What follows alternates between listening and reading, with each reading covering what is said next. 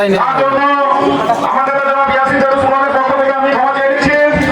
এই মুহূর্তে আপনাদের মাঝে বক্তব্য রাখবেন রাজপথের সেই লড়াকু সৈনিক, যে ফ্যাসিস্ট বিরোধী আন্দোলন করতে গিয়ে যার দুই উঠে ঘাটে ফ্যাসিস্ট সরকার তারা বলতে সিগন্যাল করে দিয়েছিল, যার বাবাকে নাকে নাকে যার মৃত্যু বাবাকে পুলিশ ধরে নিয়ে চরম নির্যাতন করেছিল, আমাদের সেই প্রিয় নেতা ঢাকা জেলা যুব দলের সংগ্রামী সভাপতি দেশনায়ক তারেক রহমানের একান্ত বিশ্বাসভাজন দেশনেত্রী বেগম খালেদা জিয়ার অত্যন্ত প্রিয় পাত্র জনাব ইয়াসিন ফেরদৌস মুরাদ ভাই।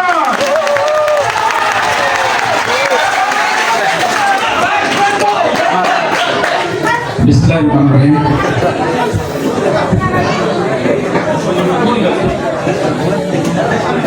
আজকের এই সমাবেশের সম্মানিত প্রধান অতিথি, উপস্থিত মুরব্বিয়ান, আমার সহযোদ্ধা ভাইরা এবং আমার ছোট ভাইরা, সবাইকে আমি আমার ব্যক্তিগত পক্ষ থেকে, আমাদের মা, আমাদের নেত্রী দেশনেত্রী বেগম খালেদা জিয়ার পক্ষ থেকে, আমাদের নেতা জনাব তারেক রহমানের পক্ষ থেকে আপনাদের সবাইকে অভিনন্দন এবং শুভেচ্ছা। আসসালামু আলাইকুম।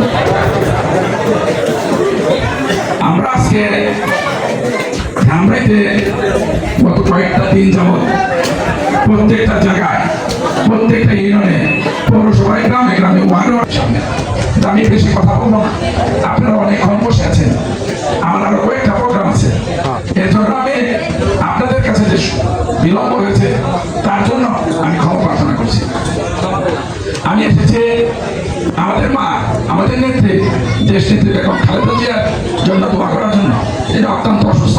গতকাল ভিডিও বার্তায় তিনি বক্তব্য রেখেছেন, তিনি বলেছেন আমাদের যে বিপ্লব, আমাদের যে বিজয়, সেই বিজয়কে ধরে রাখার জন্য সেটা হচ্ছে শান্তি এবং শৃঙ্খলার মাধ্যমে। এবং আমাদের নেতা জনাব তারেক রহমান, যিনি আগামী দিনের রাষ্ট্রনায়ক, তিনি বলেছেন আমরা এইখানে যারা অন্যায় অত্যাচার করেছে তাদেরকে কোনোভাবে প্রতিষেধ দেব না, প্রতিহিংসা করা হবো না, আমরা কোনো ধর্মের অন্য ধর্মের কারোর পরে হামলা করবো না। এই বার্তাটা দেওয়ার জন্য আমি আজকে আপনাদের সামনে উপস্থিত হয়েছি। আমাদের প্রাথমিক বিজয়, আমাদের ছাত্র জনতা, আমাদের দ্বিতীয়বার স্বাধীনতা অর্জন করেছে আমাদের ছাত্র জনতা, তাদেরকে অভিবাদন জানাই, তাদেরকে আমি অন্তরের অন্তরস্থল থেকে শুভেচ্ছা জানাই। আমরা যখন 15.5 বছর রাষ্ট্রীয় ক্ষমতার বাইরে ছিলাম, তখন এই আজকে যাদের বয়স 18, 20, 25, 30, তারা কিন্তু যখন বুঝতে শুরু করেছে, তখন শুধুমাত্র বিভিন্ন মিডিয়ার কল্যাণে বিভিন্নভাবে শুধু শেখ মুজিব, শেখ হাসিনা, জয় বাংলা এগুলো শুনতে শুনতে, উন্নয়ন শুনতে শুনতে কানটা ঝালা করা হয়ে গেছে। কিন্তু আমাদের যে অধিকার সেটা কিন্তু আমরা হারিয়ে ফেলেছিলাম। আমাদের যে প্রথম অধিকারকে, আমাদের মৌলিক অধিকার, আর মৌলিক অধিকারটাকে আমাদের অন্ন, আমাদের বস্ত্র, আমাদের বাসস্থান, আমাদের শিক্ষা, আমাদের চিকিৎসা, এটি আমাদের মৌলিক দাবি না। একটা মানুষ বেঁচে থাকতে হলে এই 5টা জিনিস সর্বপ্রথম লাগে। সেই 5টা জিনিস এই স্বৈরাচারী হাসিনা আমাদের জীবন থেকে কেড়ে নিয়েছে, আমাদের শিক্ষা ব্যবস্থা ধ্বংস করে দিয়েছে। আমাদের শিক্ষা ব্যবস্থা আজকে বাংলাদেশে খুবই খারাপ একটা অবস্থা আছে। চিকিৎসা সেবা আমার মনে হয় সরকারি হাসপাতালে এখন আর কেউ যায় না, যায় একটা ওষুধের দাম যেখানে 25 পয়সা ছিল প্যারাসিটামল, পেনকামল, সেই একটা প্যারাসিটামলের দাম আজকে 2 টাকা কিনতে হয়। এই কথা ঠিক না ভাই? আপনারা আগে যারা কৃষিকাজের সাথে জড়িত ছিলেন, সেই 1 কেজি কয় টাকা কিনতেন, আজকে কত দেখেন? আগে বিদ্যুৎ বিল কত দিতেন, এখন দেন কত? আজকে শেখ হাসিনা শুধু উন্নয়নের কথা বলেছে, কিন্তু উন্নয়নের নামে এই পাথর সামনে রেখে শুধু দুর্নীতি আর দুর্নীতি করেছে। আজকে ব্যাংকে করা টাকা নাই, পয়সা নাই, আজকে শুধু হাহাকার, আজকে মানুষের মনের ভিতরে সুখ নাই। কিন্তু এত কিছুর পরেও আমাদের যেদিন বিপ্লব হয়েছে, গণতন্ত্রের বিজয় হয়েছে, আমার মনে হয় আমাদের যারা এখানে উপস্থিত আছে, সাধারণ জনগণ, বিএনপি সহ রাজনৈতিক দল, তাদের হয়তো পেটের ভিতরে ক্ষুধা ছিল, সেই ক্ষুধার মনে মিটে গেছে।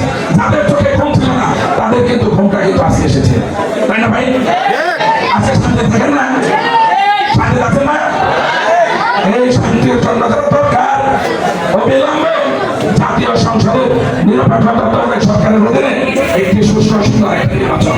সেই নির্বাচনে ধামরাইয়ের মানুষ সবসময় দেশ নেত্রী বেগম খালেদা জিয়াকে সিট উপহার দিয়েছে, নারীর সৃষ্টি উপহার দিয়েছে, নেতা তারেক রহমানকে উপহার দিয়েছে।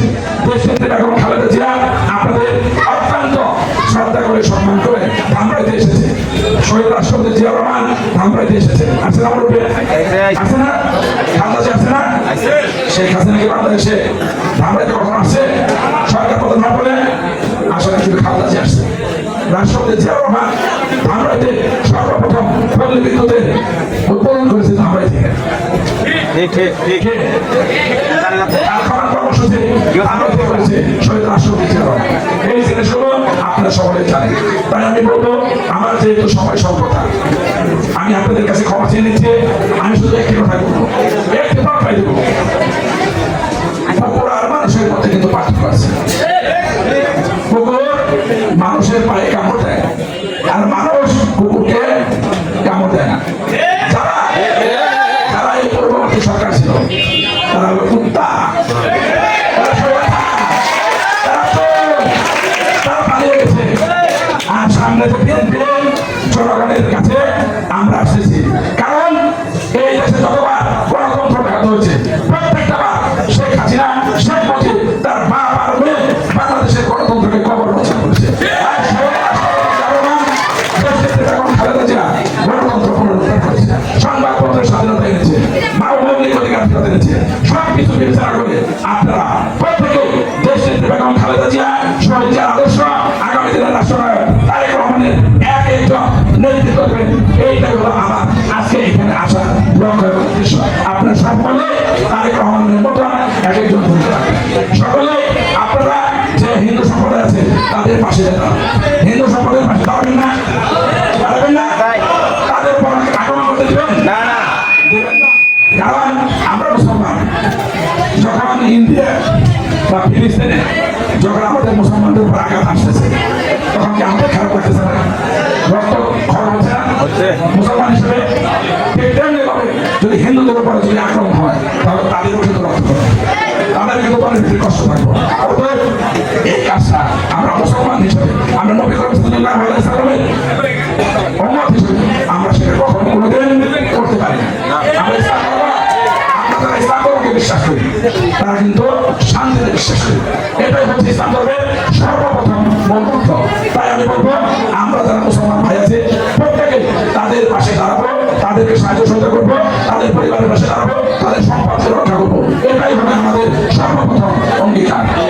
আর যারা আমলি করছে, অত্যাচার করছে, নির্যাতন করছে, তাদের নেত্রী যখন পালিয়ে গেছে তারা এখন এতিম দিকে পরিণত হয়েছে। ঠিক আছে, তারা তো পালিয়ে গেছে, তাদেরকে আমরা কোনো কিছু বলতে চাই না, তাদের কি কর্ম তারা ভোগ করবে। কিন্তু তাদের সাথে যদি আমরা এখন মারামারি কাটাকাটি করি তাহলে কিন্তু ঠিক হবে। কিন্তু একটা কথা বলে দিই, আমাদেরকে রাজনীতি যদি করতে হয় সঠিক এবং ন্যায় করতে আসতে হবে, মানুষের পাশে মানুষের ভালোবাসা নিয়ে রাজনীতি করতে হবে। তাদের রাজনীতিতে কত বড় ভুল করেছে, মানুষের ভালোবাসা পায় নাই, তারপর প্রমাণত তার নেত্রী আজকে জনগণের কাছ থেকে বিচ্ছিন্নতার কারণে পালিয়ে যেতে বাধ্য হয়েছে। অতএব আমাদের সাথে আমলিকের সাথে এখানে পার্থক্য। আমার নেত্রীকে 6 বছর বিনা কারণে জেল খাটিয়েছে, আমার নেত্রী ওয়াইল এবং গভর্নমেন্টের সবাই পালিয়ে দাঁড়ায়। সে বলেছে এই দেশ আমার, এই দেশের ঠিকানায় আমার, এইখানে যদি মৃত্যু হয় তাহলে আমি এখানে থাকবো, কিন্তু এখানে কোথায় যাবো না। এটাই হচ্ছে খালেদা জিয়া। খালেদা জিয়া প্রতিজ্ঞ এত ছোট্ট, এত দৃঢ়, এত মনোবল যে কারণে বলতে সে অন্যায়ের সাথে আপোষ করে নাই। যদি অন্যায়ের সাথে আপোষ করতো তাহলে সে আজকে এর সাথে থাকতো, সে হয়তো বিরোধী নেত্রী থাকতে পারতো, তার সন্তানকে বাংলাদেশে রাখতে পারতো। কিন্তু সে বাংলাদেশের স্বাধীনতা, সার্বভৌমত্ব, গণতন্ত্র রক্ষার জন্য, জনগণের স্বার্থের জন্য দেশকে বিক্রি দিয়ে না দিয়ে সে আজকে মৃত্যুর সাথে পাঞ্জা লড়ে বন্দি থেকে তারপরেও সে জনগণের স্বার্থকে, দেশের স্বার্থকে প্রাধান্য দিয়ে সে বাংলাদেশের গণতন্ত্রকে অক্ষুণ্ণ রাখছে। এটা মনে রাখতে হবে। আমরা অনেকে বলি আমি অনেক নির্যাতিত, অনেক নির্যাতিত না। বাংলাদেশের 18 কোটি জনগণ যতটুকু নির্যাতিত, তার চেয়ে বেশি নির্যাতিত দেশ নেত্রী বেগম খালেদা জিয়ার পরিবার। তার সন্তান মৃত্যুবরণ করেছে বিদেশের মাটিতে বিনা চিকিৎসায়, শেখ হাসিনা বাচ্চাদের কারণে। আফাত রহমান কুকু সে আপোষ করে নাই, দেশ নায়ক জনাব তারেক রহমান অন্যায়ের সাথে আপোষ করে নাই, বিদায় আছে, সে বিদেশে আছে।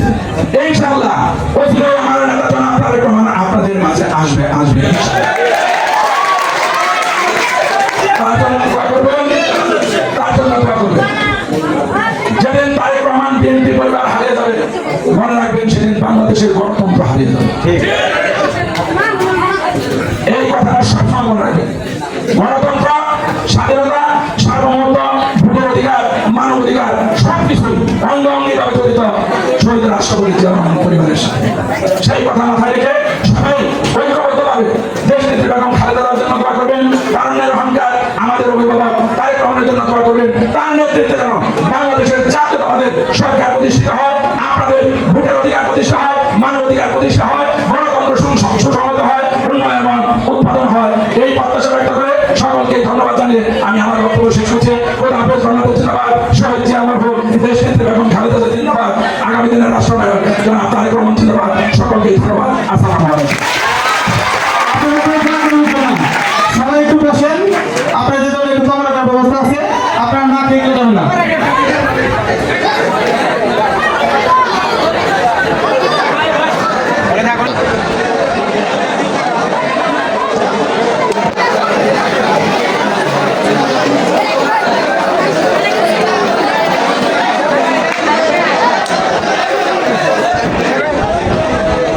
বাসনা পাইতাছে হাবি বাসনা বাসনা নাকি আসতেছে নাকি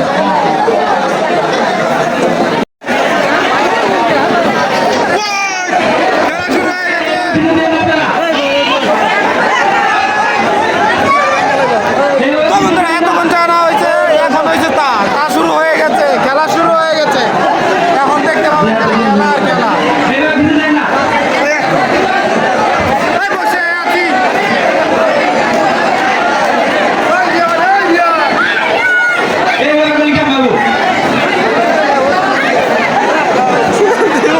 ভদ্রতা পালন করে লাভ হইল কি আমাকে? আমরা ভদ্রতা পালন করে লাভ হইল কি ভাই? এত ভদ্রভাবে বসে আছি আমরা।